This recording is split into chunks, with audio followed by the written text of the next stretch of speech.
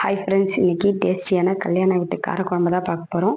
வாங்க எப்படி செய்யலான்னு பார்க்கலாம். அதுக்கு நான் ஒரு 2 பெரிய வெங்காயம் எடுத்திருக்கேன், பொடிசாக கட் பண்ணிக்கலாம். அதுக்கப்புறம் 5 பெரிய தக்காளி நல்லா கழுவி வச்சுருக்கேன். அதையும் ஒரு மிக்ஸி பவுலில் போட்டு நம்ம நல்லா கொரன்னு அரைச்சி எடுத்துகிட்டு வந்துடலாம். அதுக்கப்புறம் பார்த்திங்கன்னா ஒரு 20-25 பல் பூண்டு எடுத்து வச்சுருக்கேன். 1 ஸ்பூன் ஜீரகம், 1 ஸ்பூன் மிளகு எடுத்துக்கோங்க. அதுக்கப்புறம் 1/2 ஸ்பூன் வெந்தயம். ஏன்னா புளிக்குழம்புக்கு வெந்தயம் சேர்த்தா ரொம்ப டேஸ்ட்டாக இருக்கும். ஒரு 4 வரமிளகாய் முழுசாக எடுத்து வச்சுருக்கேன். அதுக்கப்புறம் பார்த்திங்கன்னா மணத்தக்காளி வத்தல் எடுத்திருக்கேன். ஒரு 3 ஸ்பூன் எடுத்து வச்சுருக்கேன்.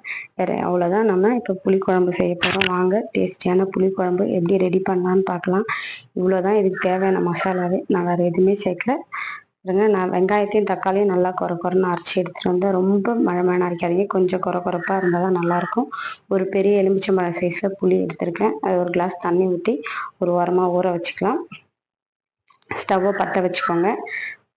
கடாய் நல்லா ஹீட் ஆனோடனே தேவையான அளவு எண்ணெய் ஊற்றிக்கோங்க. எண்ணெய் கொஞ்சம் தாராளமாக ஊற்றுங்க. கொஞ்சம் நிறைய இருந்தால் தான் புளிக்குழம்பு நல்லா டேஸ்ட்டாக இருக்கும். புளிக்குழம்பு சொல்லலாம், வத்த குழம்பு சொல்லலாம். அதாவது பேர் வைக்காம தான் இது புளிக்குழம்பு செம்ம டேஸ்ட்டாக இருக்கும். நீங்களும் செஞ்சு பாருங்கள். எண்ணெய் நல்லா ஹீட் ஆகிடுச்சு. கடுகு போட்டுக்கலாம். வரமிளகாவையும் கிள்ளி போட்டுக்கோங்க. கடுகு பொரிஞ்சோடனே நம்ம எடுத்து வச்சுருந்த மசாலா இருக்குது பார்த்தீங்களா, மணத்தக்காளி, பூண்டு, ஜீரகம், மிளகு, அப்புறம் வெந்தயம் எல்லாத்தையும் போட்டு நல்லா வறுத்துக்கோங்க. கொஞ்சம் நல்லா வறுந்துச்சுன்னா அது பார்க்கறதுக்கு நல்லா கலர்ஃபுல்லாக இருக்கும். குழம்பு கொஞ்சம் பார்க்கவும் நல்லா அட்ராக்ஷனாக இருக்கும். நல்லா வறந்த உடனே நம்ம அரைச்சி வச்சுருந்த அந்த பேஸ்ட் எடுத்து ஊற்றிக்குவோம். பேஸ்ட்டை ஊற்றி நல்லா கிளறி விட்டுருங்க. கிளறி விட்டு நல்லா கிளறி உரம் ஃபுல்லாக ஒரு மாதிரி தண்ணி கொஞ்சம் பிரிஞ்சு வரும், தக்காளியில் இருக்கிற தண்ணியெல்லாம். அப்போது 1 ஸ்பூன் மஞ்சத்தூள் போட்டு கிளறிடுங்க.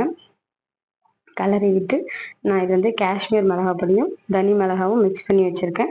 அது 1 ஸ்பூன் போட்டுக்கலாம். கொஞ்சம் கலர்ஃபுல்லாக இருக்கும் பார்க்கவும்.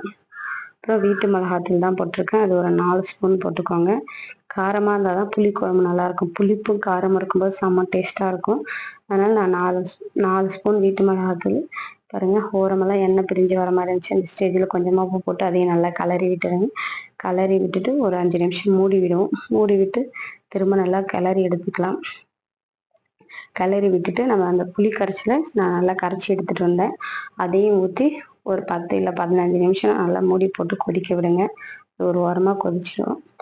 பாருங்க, கொதித்து நல்லா எண்ணெய் பிரிஞ்சு வந்திருக்கு. சரி, பார்க்கும்போதே அவ்வளோ கலர்ஃபுல்லாக இருக்குது. நல்லா கிளறி விட்டுங்க. ஒரு கனமான பாத்திரம் வச்சுங்க, அடி பிடிக்காமல் இருக்கும். கிளறி விட்டு பாருங்கள். அதுக்கப்புறம் நம்ம இறக்குற ஸ்டேஜில் கொஞ்சமாக வெல்லம் போடுங்க. கொஞ்சம் வெல்லம் போட்டால் தான் புளிப்பு, காரம், அந்த ஸ்வீட் அதை பார்க்கவும் நல்லாயிருக்கும், டேஸ்ட்டும் நல்லாயிருக்கும்.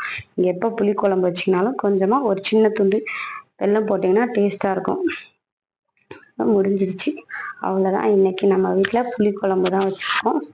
அதுக்கு புளிக்குழம்புக்கு நீங்கள் அப்பளம் வறுத்துக்கலாம், கோஸ் பொரியல் வச்சுக்கலாம். கேரட் வந்து நம்ம என்ன புளிக்குழம்பு கொஞ்சம் காரமாக்கிறதுனால முட்டை வச்சுக்கலாம். உங்களுக்கு என்னென்ன விருப்பமோ அந்த மாதிரி வச்சுக்கலாம். இன்றைக்கி வீட்டில் புளிக்குழம்பு தான் செஞ்சுருக்கோம். நீங்களும் செஞ்சு பார்த்துட்டு எப்படி இருக்குன்னு சொல்லுங்கள். அது காம்பினேஷனாக நான் வந்து குடமிளகா போட்டு ஆம்லேட் வச்சுருந்தேன். அப்புறம் கேரட் பொரியல் வச்சுருந்தோம். தேங்காய் துருவி, தேங்காய், பச்சை மிளகா போட்டு கேரட் பொரியல் வச்சுருந்தோம். கோஸ் கூட்டு வச்சுருந்தோம். அவ்வளோதான் இன்றைக்கி lunch. Bye. Like and subscribe. நீங்களும் இதே மாதிரி செஞ்சு பார்த்துட்டு எப்படி இருக்குன்னு கமெண்ட் பண்ணுங்கள் ஃப்ரெண்ட்ஸ்.